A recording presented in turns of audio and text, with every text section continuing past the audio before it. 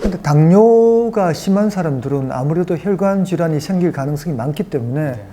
그 많은 또 개원의 의사분들 또 많은 의사들이 아스피린을 그냥 또 많이 써요, 쓰고, 그죠? 예, 많이 사용합니다. 연구가 또 따로 된 바가 있나요, 그게? 예, 당뇨 환자들에 사실 대해서? 이 당뇨 쪽으로도 아까도 얘기했지만은 이 연구들이 굉장히 논란이 많고 이게 계속 이게 사실은 이제 호쾌한 양성 결과를 못 보여주니까 자꾸 연구가 좀 더 위 고위험군에서 더 진행이 됐는데 그 고위험군의 대표적인 그룹이 바로 당뇨 그룹인데 이게 아주 비근한 예로 우리와 거의 비슷하다고 생각되어지는 일본에서 진행된 연구가 있습니다. 제이패드 연구라고 있는데 전혀 차이가 없었습니다. 전혀 차이가 없었죠. 예. 예. 과거에는 이제 당뇨 환자나 위험 인자가 많은 사람들에서는 아스피린을 많이 썼는데 실제로 연구를 많이 해보니까 실제로 차이가 없고 위장 출혈의 위험이 있기 때문에 이제는 뭐 추천하지 않는데 그래도 요즘에 또 헷갈리는 부분이 있어요. 요즘에 이제 CT를 많이 찍다 보니까 관상동맥에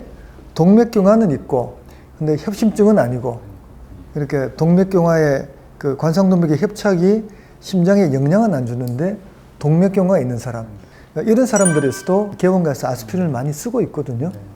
그건 어떻게 보고 그러니까 계세요? 이거는 사실 뭐 지금 현재로서는 이게 연구된 바가 없기 때문에 뭐 심정적으로는 분명히 도움이 될 수도 있을 것 같습니다. 우리가 보통은 이 아스피린을 쓸 때 기대하는 거는 심근경색 같이 아주 위험한 병이 생기는 거를 막는 건데 사실 잘 생각해보면 막는 기전이 결국 이런 동맥경화가 진행돼서 안쪽에서 이제 혈관 안에서 혈전이 생길 때 만약에 아스피린을 먹고 있었다면 이 혈전이 좀 덜 생기게 할 정도라는 거거든요. 근데 그러니까 그게 병을 아예 예방하는 건 아니고 생기는 건 어쩔 수 없지만은 좀 덜 심한 형태로 생기게 할 수는 있습니다. 그러니까 혈관이 완전히 막힐 게 좀 덜 막히거나 아니면 약간만 막힐 게 아예 발생하지 않거나 그 정도 예방을 기대하고 쓰는 거거든요. 굉장히 재미있는 해석인 것 같아요. 이게 사실은 그 우리가 연구라는 거는 환자를 두 군으로 나눠서 한쪽은 아스피린을 주고 한쪽은 안 주고 이렇게 비교하는 게 진짜 연구라고 이제 생각하고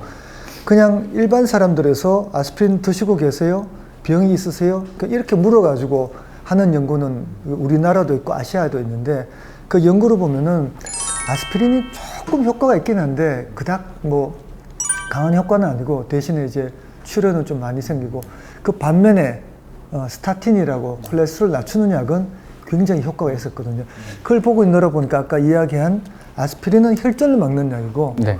동맥경화 막는 약은 스타틴이니까 네. 이게 더 효과가 있을 것이다. 그렇게 해석할 수 있겠네요. 그죠? 네, 저도 그렇게 믿고 있습니다. 근데 아스피린이 또 암을 예방한다는 말이 있어요.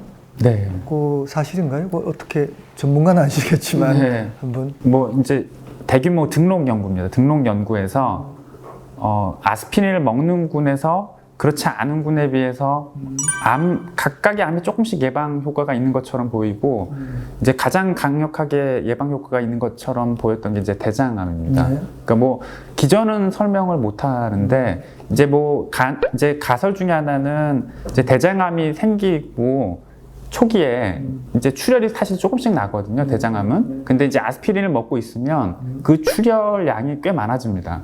그러면서 환자가 좀 일찍 알게 되고 해서 좀 근데 그것도 설명이 안 되는 게 예후를 조금 호전시킬 수는 있어요. 좀 일찍 발견이 돼서. 근데 그렇다고 이게 아예 발생을 막는 건 아니거든요. 근데 이거는 아까도 말씀드렸지만 등록 연구라는 거는 우리가 계획적으로 뭐 진행을 했던 연구가 아니기 때문에 환자를 반으로 나누어서 한쪽은 아스피린 주고 안 주고 대장암 발생 보고 이런 연구가 아니고 이게 진짜 연구인데 그냥 아스피린 드세요?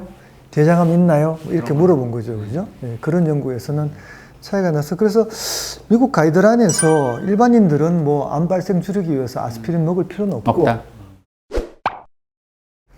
건강검진을 할 때 아스피린을 드시냐고 이제 질문하는 경우가 많은데 그거는 뭐 아스피린과 같이 좋은 약을 왜 안 먹냐 이런 질문이 아니고 내시경을 할 때 아스피린을 드시고 있으면은 조직 검사할 때 출혈이 많이 나거든요. 그래서 이제 아스피린 드시는 분들은 아스피린을 끊고 오셔야 된다. 보통 한 5일 정도 끊거든요. 끊고 오셔야 된다라는 의미에서 물어보는 거기 때문에 그거를 이제 내가 좋은 걸 안 먹고 있나 이렇게 고민하실 필요는 없습니다. 전 권 교수님 질문 하나 네?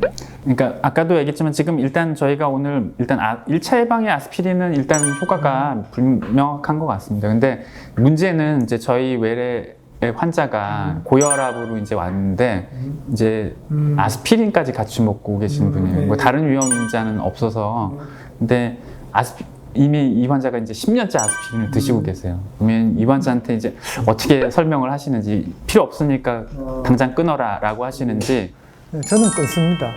왜냐하면 저는 쓸데없는 약 쓰는 걸 굉장히 싫어하거든요. 정석은 사실 10년간 먹었고 출혈이 없었다면 그냥 먹는 것도 괜찮아요. 그런데 끊고 나서 불안해 하시는 분들도 있어요. 그럼 드시죠. 뭐 특히 뭐 부작용이 없었다면. 그러니까 이게 사실 여쭤본 이유가 이제 논문을 검색해 보면은 아스피린은 아주 약하게 혈관 질환도 예방을 하고 아주 조금 약하게 암도 예방하고 조금 출혈은 증가시키고 근데 이게 거의 비슷하기 때문에 이제 효과는 거의 없다 이렇게 판단을 하는 건데 이익과 손해가 거의 뭐 같다. 네. 근데 그 이익이나 손해가 전부 초반 3년 이내에 되게 결정이 된다고 합니다. 그러니까. 예. 그러니까 3년 정도가 지나가면 사실 먹어서 예방하는 효과도 거의 없고 출혈도 거의 없고 하기 때문에 뭐 이미 드시고 있었다 그러면은 저는 그냥 드시라고 합니다. 왜냐하면 블레임을 할 수가 있거든요. 환자가 나는 쓸데없는 약을 10년간을 먹었다라고 생각하게 할 수 있기 때문에 그렇게 좀 불안하거나 약간 뭐 신뢰관계가 좀 불확실한 경우는 제가 뭐 쓸데없는 약을 계속 드리는 경우도 있긴 해요. 사실 뭐 아까도 말했지만 그 효과나 부작용이 아주 크진 않거든요. 그래서 뭐 약 하나를 좀 더 드신다고 크게 문제 없는 경우도 있기 때문에 그건 사람들마다 좀 다른 것 같아요. 오늘 아스피린에 대해서 조금 딱딱하게 알아봤습니다. 왜냐하면 아스피린은 딱딱하거든요. 기본적으로는 아스피린은 의사의 이 처방에 따르십시오. 그런데 이제 정말 심근경색이나 협심증이나 뇌졸중 같은 병이 없다면은 현재는 아스피린은 추천하지 않는 게 정석이고 일부 의사분들 중에서도 이제 권장하는 경우도 있긴 한데 아직은 뭐 그닥 그렇게 증거가 없다고 볼 수 있고요. 그래서 꼭 필요한 경우에만 적절한 약을 쓰자. 그게 저희 이제 의사들의 모토입니다. 그래서 아스피린에 대해서 정확히 아시고 또 건강을 잘 지키시는 여러분들이 됐으면 합니다. 질문 많이 남겨주시고요. 댓글 열심히 달겠습니다. 감사합니다.